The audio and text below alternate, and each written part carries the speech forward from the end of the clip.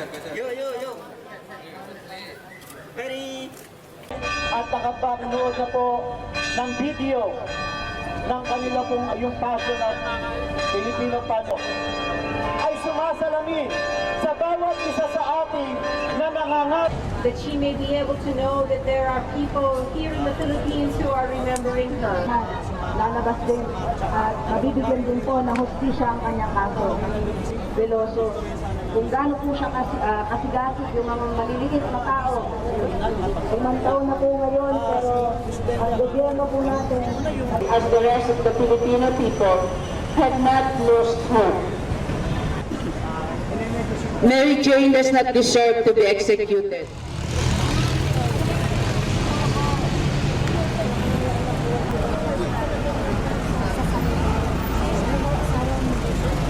Double R yung Darren, Nay? Opo. Salamat po. Ito ka na, Darren? 5 taon po. 2 taon na mahigit po akong lumapit sa inyo. Wala pong nangyari. Hanggang sa nagsawa lang ako, sana naman,